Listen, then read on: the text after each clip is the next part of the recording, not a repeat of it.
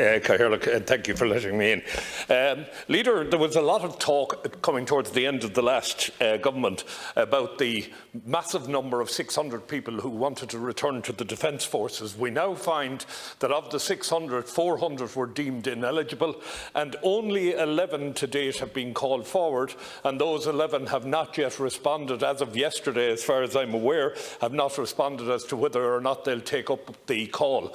Let's be honest about it, the call was never about COVID-19.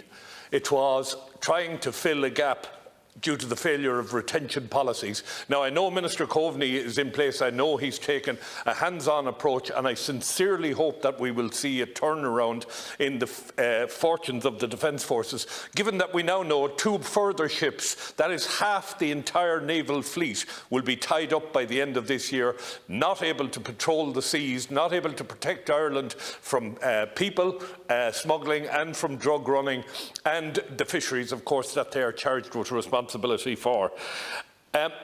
It's interesting to note that abatement was waived for people returning to the HSE, but it was not waived for members of the Defence Forces, which means the whole thing was a scam in the first place. It was really a retention crisis they were trying to fix. So I hope Minister Coveney will do a much better job.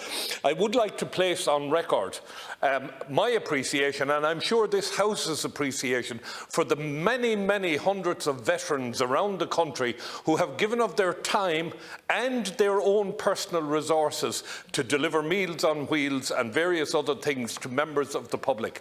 They are under the radar, they are not high-profile people, and I think this House owes them, and this government and this country owes them a great debt of thanks. So for that, I want to place that on record. Finally, I want to second Senator McDougall's amendment to the order of business and make one point on legislation. The running of legislation through the House, all stages, in one day or in one sitting, is fundamentally wrong and debases this House. I know, Leader, you're under pressure to get legislation, urgent legislation through, but I sincerely hope that this practice stops, and stops as soon as we return in the autumn. Thank you.